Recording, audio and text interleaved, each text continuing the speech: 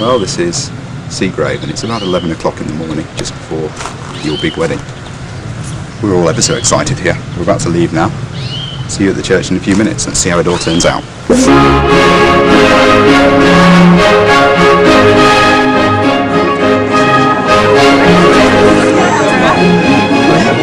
Smile for the big camera. That's what he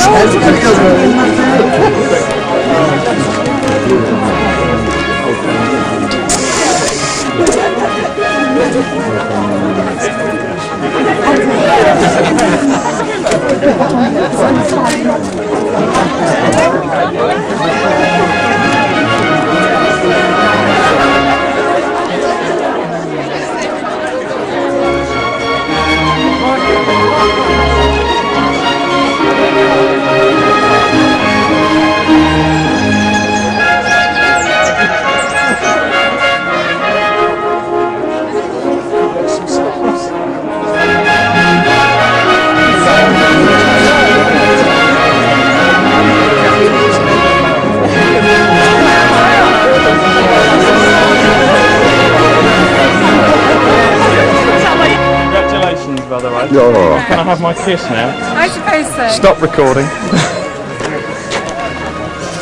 Lovely. Thank you.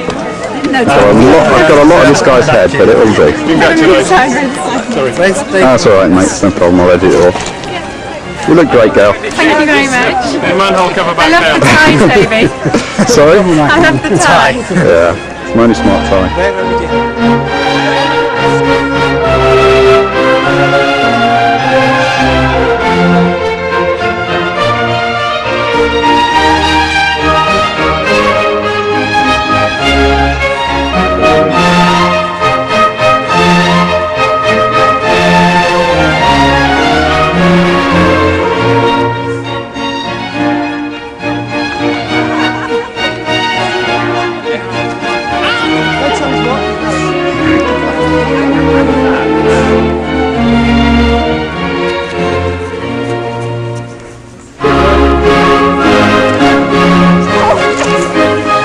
Take a photograph of him.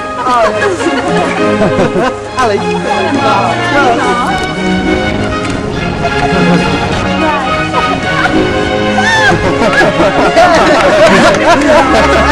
That'll be in the album. The 20 to 16 frames.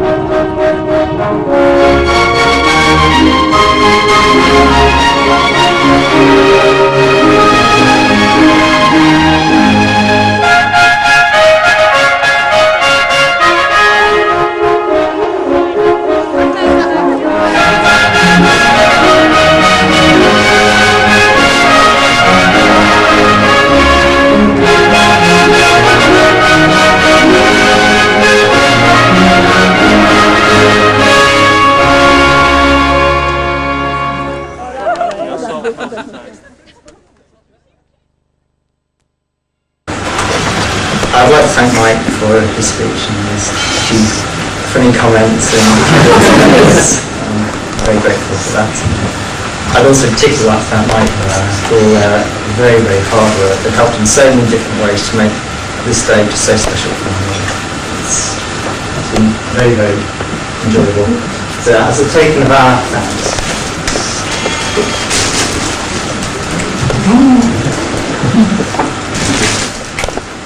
I'd like to give this bouquet of flowers to Diana. Got myself and Diana.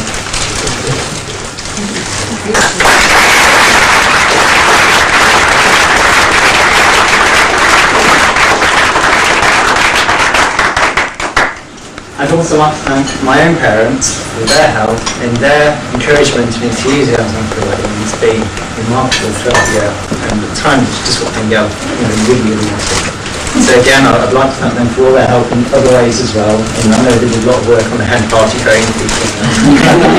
So yeah, it's a token of our thanks.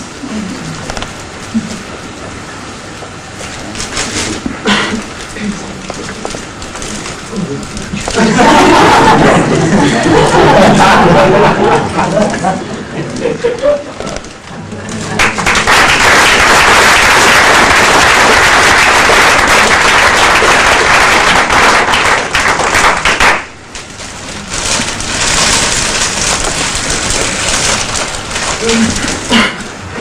next group of thank yous is just for everybody here.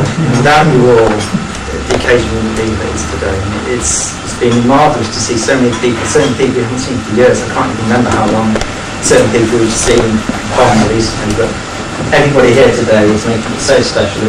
It's you who make this occasion so special for myself and Dale. So I'd like to thank you all for all your kind presents you've already given us. Turning up today and making this a wonderful day for both Gert and myself. Particularly like to thank those of you who made quite substantial journeys. That's Donnie's from across from America. That's great. Toby and Tom who've come across from Germany. Again, that's secrecy. Particularly Toby came across the stag weekend as well. And I'd like to thank Janine for coming from Guernsey as well. Again, somebody else who's had to make quite a long journey just to get here, and I believe he's going back to work again for Monday. The final, or one guest in particular I'd like to thank is Janet Hines, who was the person who made the wedding cake, and it's probably one of the most spectacular wedding cakes I've ever seen. Yeah. It's absolutely beautiful. For those of you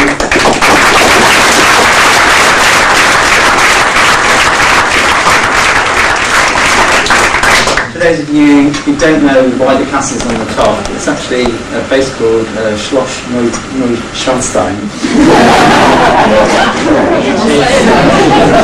It's actually a castle built by King Ludwig of Bavaria not that long ago on the Austrian border, and it's the place where I'm from.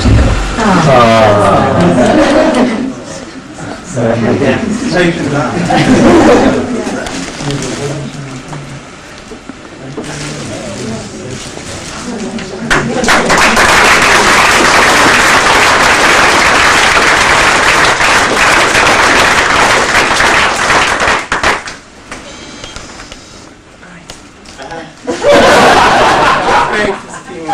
I'd like to thank Richard for being the usher today. He's the only usher today, so he had quite a task to carry that out by himself. So thanks for that. You helped find everybody their places in the church and hand out all the sheets and all the other work under the scenes as well. I'm very grateful for that. Now the next person, I'm not really sure I should thank David, my brother and best man. He's done an excellent job so far. Really has. It's been, as Mike said, we had a good night last night. I still made it to the little show by 9:30 this morning, 2 hours early. Better early than late. I'd just like to say a few words, take this opportunity to say a few words about David now. I take it a few of you know what he's like. I'm not going to slander his character at all. What I'd like you to bear in mind during his speech, when you're young and impressionable, you generally follow and take the lead from somebody who's older and more responsible. And for me, this person was David. He taught me the way to go. And so, whatever little anecdotes you may come out with in his speech later on, please remember that he's been there as well. He's done it, and quite often he's gone back a second time.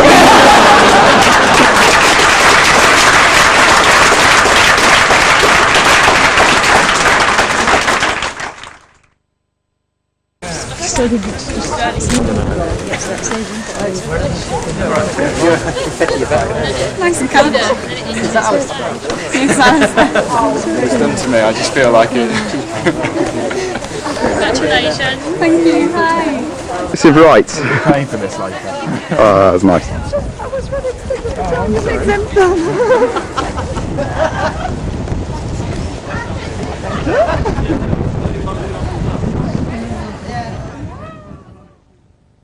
Well, there were a few creaky moments with my body, and I thought those looked his eyes. You did very, very well. Yes, you did. I was anticipating. Oh, right,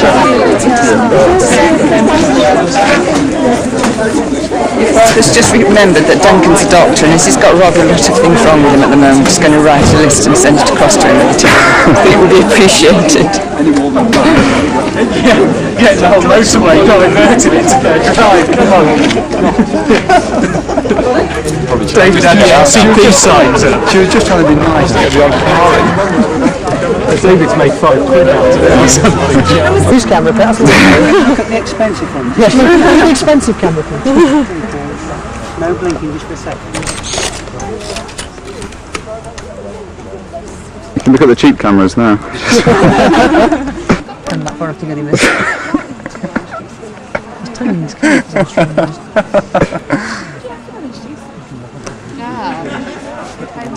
You know when you're signing the register, why'd you get the pens if you're signing Gail's hand? You're like tattooing her. Mine. Belong. Right, now we'd like the bridegroom.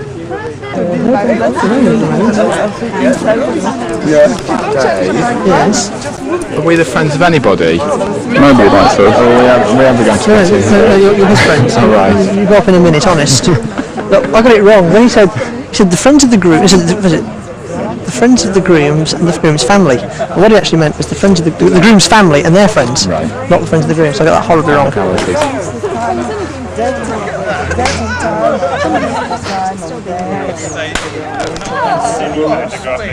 Went to Pete's wedding actually. To the Nick special. Good, thank you, Nidge. Hi, Toby. Hi. I'll give you a copy of this. What do you want us to do? You all look very smart.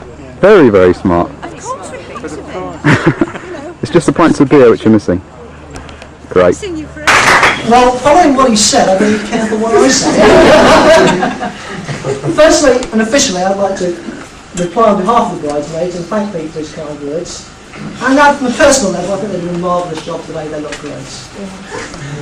Now, at this stage in the wedding proceedings, it's traditional for the best man to give a short speech recounting anecdotes and tales of woe from the groom's past, with the main aim of embarrassing the groom and getting a few cheap laughs along the way. Now, hard as this is to believe, Pete actually said to me only 3 or 4 weeks ago that he knew I wouldn't be doing a speech like that. I wouldn't have any material. He's never done anything embarrassing. Of course he hasn't. However, rather than embarrassing with stories of drunken and lavish behaviour, I'd like to take this opportunity to reflect on some of his finer qualities and perhaps look at those sides of his character of which you might not all be aware. Firstly, Pete's not aware of it. he will be. Firstly, and perhaps appropriately, there's the romantic side to his character, which we've already seen from where he proposed. But Gail, I hate to tell you, you're not the first young lady to be swept off your feet by that. For Peter had his first girlfriend back at the tender age of 5. I can clearly remember the sight of Peter and young Katie Smart, the local school, walking to school hand in hand, stealing the odd kiss on the way. Now, Gail, you may not be his first girlfriend, but I can assure you you are his first wife. There's another side to his nature. He's very competitive. It was on a family holiday in Devon, I think it was. Yes, it was Devon. Georgia in Devon. Where Pete's sporting prowess first came to the forefront. On a hot summer's day, the whole family were out and about, and we came across a village fete. And as well as the usual fete-type attractions, there was a sports day. Now, just as we got there, they were about to start the under-8s or under-5s, however old he was, 50-yard sprint. An event in which Pete clearly fancied his chances. And as soon as we came in, he leaped it across to the start line, ready for the whistle to go. Well, sure enough, the whistle go and Pete shot off in a straight line. Unfortunately, not the same straight line as all the other candidates. Now, what counts is he won the race, but mainly because he cut at an angle, cutting up everybody else.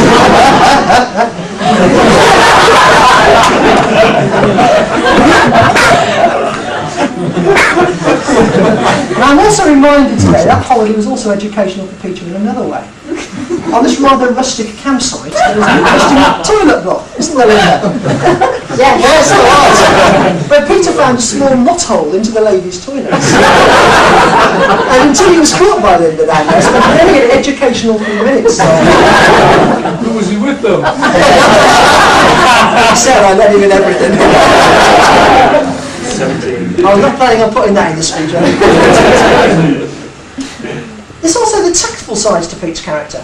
Shortly after the family moved to Stafford, I think it was about 1975-76, Pete's diplomatic skills first came to the forefront.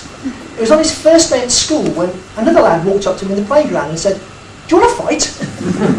Pete didn't discuss it with the lad, he just thumped him. Sending the lad off crying and establishing himself as somewhat of a playground hard man. I know that from his work colleagues he's using the same management technique. Now, in preparing this speech, I was thinking, which of his characteristics did he get from which of our parents? Or perhaps more importantly, which of his characteristics do they each believe he could have only got from his other parents? To get an unbiased opinion on those characteristics he got from my mum, that's my dad.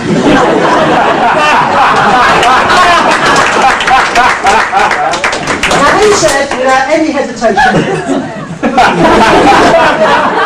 stubborn. They're both stubborn so-and-sos. And I have to say, Peter does have a certain persistence to his character. Once he's set his mind on something, he's very reluctant to change it. Especially if someone said, "You can't do that." The incident that actually comes to mind concerns food. Many years ago, Peter was having baked beans on toast for about the 4th day running for lunch. And Mum said, "Wouldn't you rather have something else? You can't eat beans every day, you know." Well, this was like a red rag to a bull to that Peter. But he decided there and then that yes, he could and he would eat baked beans every day for a year. Now, being his older brother, and more importantly, having to share a bedroom, believe me, I tried to talk him out of it. But to no avail. And for the next 12, shall we say, fragrant months, Peter had beans every single day. Another of his characteristics, he is quite practical. Anybody who's seen his loft conversion can only be impressed with his obvious DIY skills. But this had me worried. Who had inherited these skills from?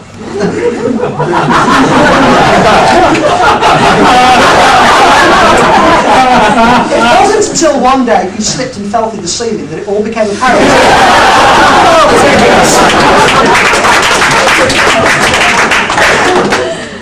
Other characteristics he inherited from our father is an understanding of mathematics and an interest in beer. Now, to most people, these are two very commendable but separate interests. Not so to Peter. He'd soon figured out how to combine the two, even if it was just simply counting pints.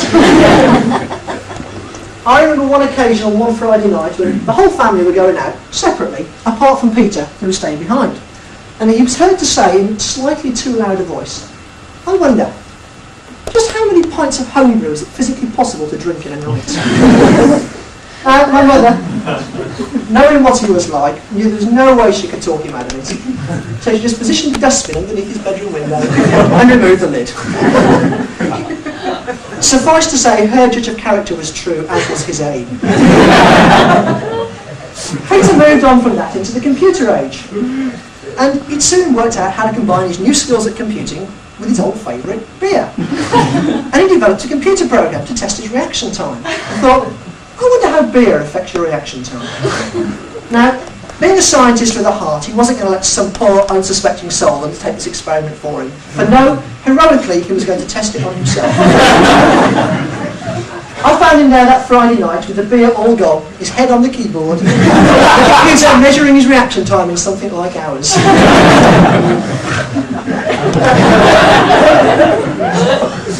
He continued this interest in beer and maths even when he got to college.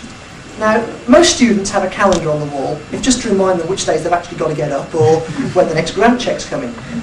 Now, whereas most people perhaps tick the days off as they go by, Peter didn't. He just wrote on it how many pints he'd had that day. Now, he did actually tell me last night what the average was. I don't think I could really say that. It was more than that and less than that. That's every day. But it soon became apparent where his grant had gone. Now, It was also when he was at college that Pete first met Gail. Now, Pete and Gail have been going out together for each other 7, 8 years? 5. You sure you're not rushing into this now? I'm pleased to say that I've actually known Gail for most of this time. I can still remember the first time Pete told me about Gail. He rang up, out of the blue, for a chat, just like he never did, and dropped it into the conversation that, oh, by the way, I've got a new girlfriend. Well, after the usual brotherly banter of how desperate the girls in Sheffield must be, I asked him the obvious question. I said, well, describe her. What's she like? Now, seeing Gail here today, there are many things he could have said. Pretty, slim, attractive, witty. You know you drink that, Well, what did he say? Well, back to something Mike said, because he took a deep thought, then answered all proudly. Well, we went out on her 21st birthday and she drank 9 pints.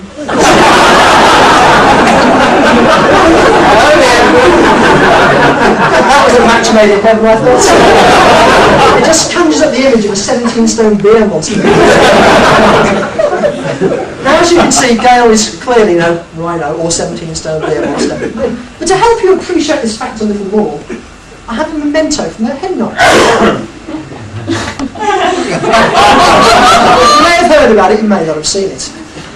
This is a t-shirt of a very scantily clad Gail. I have it on very good authority. She was more than a little surprised when 8 or 9 people turned up in the pub that night wearing t-shirts. I think it only appropriate, given the current circumstances, that Pete now. However, if anybody wants a sneaky look, I'm sure you can buy them beer.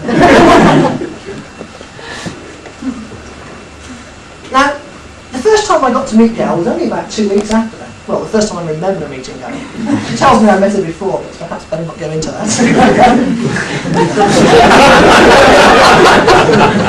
The event we met was a sailing holiday on the south coast.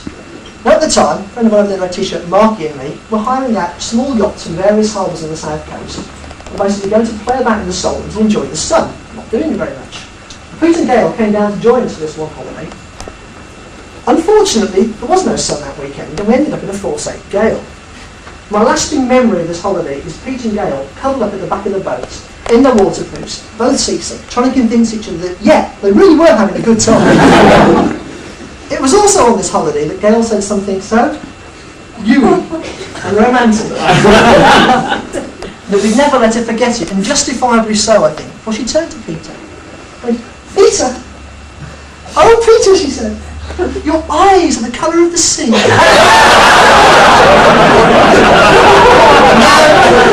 if the truth be known, that day the sea was green. It was so seasick it wasn't just his eyes.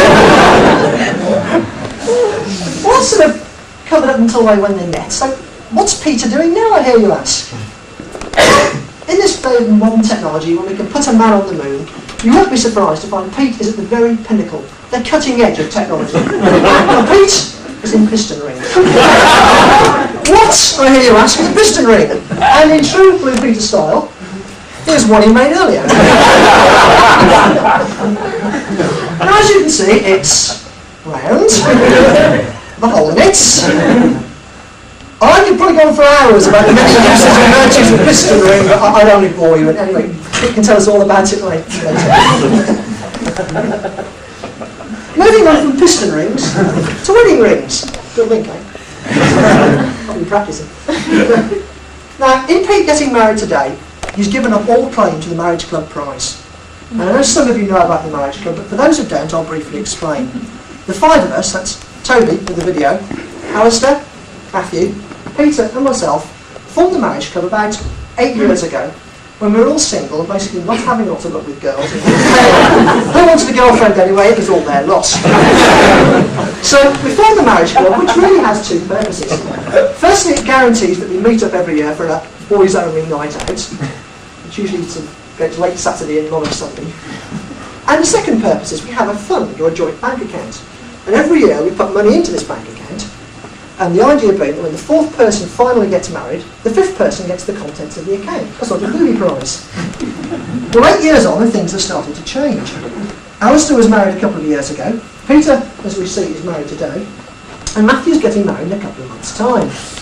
which just leaves the two elder statesmen of the group, myself and Toby, and all the money. Perhaps we can get some arrangement, Toby. It is interesting to note, though, that now that three of them have started to get all married or getting married, they now want to change the rules. They now want to use the money for just a big group party instead. Well, that's basically brought us up to the wedding day, or perhaps more importantly, the wedding night. Woof woof.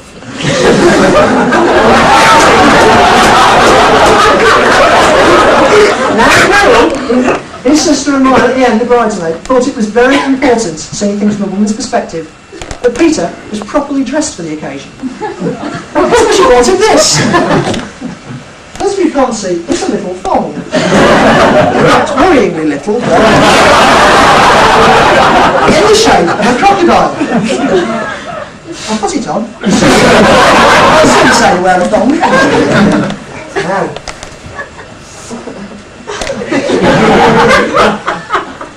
Don't stroke it, girl, you don't want to laugh. Now we thought, to help you to relax, it was only fair that we gave it a name. Something you'd perhaps be familiar with. Something like, say, Peter, perhaps. Now, Gail, to differentiate between the two Petes, how about we call this one Little Pete?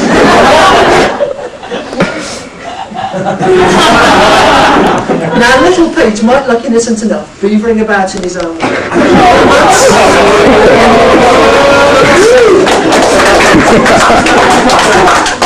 But I must warn you, Gail, never trust a smiling crocodile.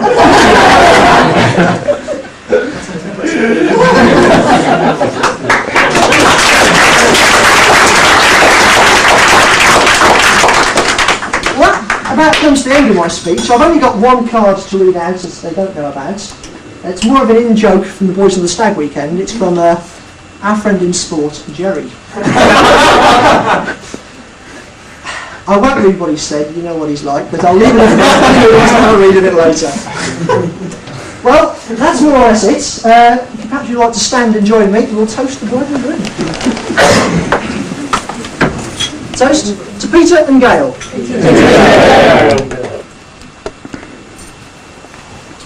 Right, well I take it the bar will be opening shortly, so...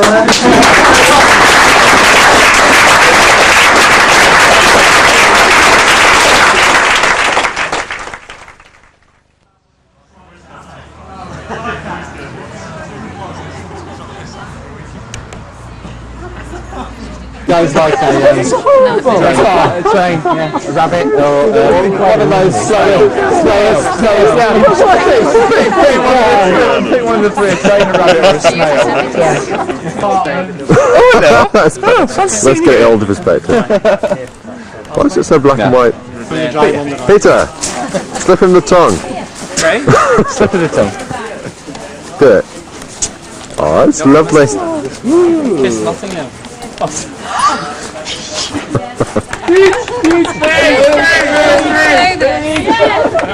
I'd like to give it to someone very special. It's my grandma.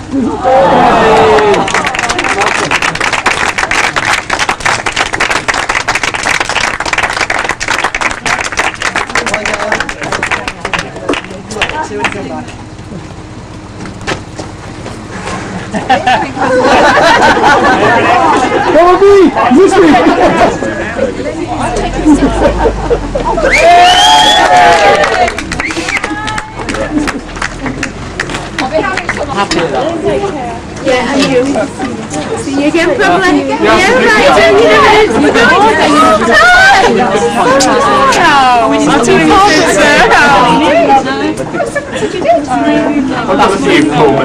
right. Especially that one, Mr. Hey! Focus on this tie, Duncan. You cut that off, or do what you did to his... Ah, yes, beautiful. What a piece of beautiful. Who's that bloke, that cook person? That's what you two are like. What are you doing, Tom? Yes. Not bad. Beautiful. I can do it. Oh, I think your drinks would have... Up the dining room. Keep going. Keep going. Right. I mean, one could get one's whole finger, let alone something It's just that's it. Just slightly large. zoom in. Hello.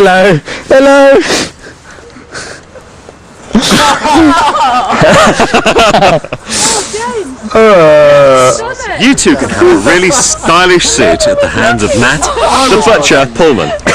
So I nearly put my flower through it until I realised it would actually disappear. So Matt Pullman swiftly disappeared to get a tree.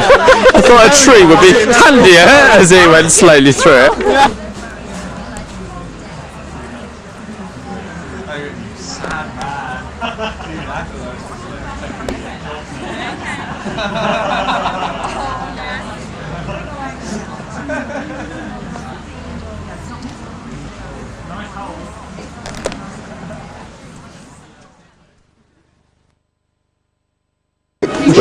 Zoom in. I've come to interview you. Hi. Hi. No, you're both excellent. Really, really good. Little kiss on camera for the parents. Magic. Brilliant. See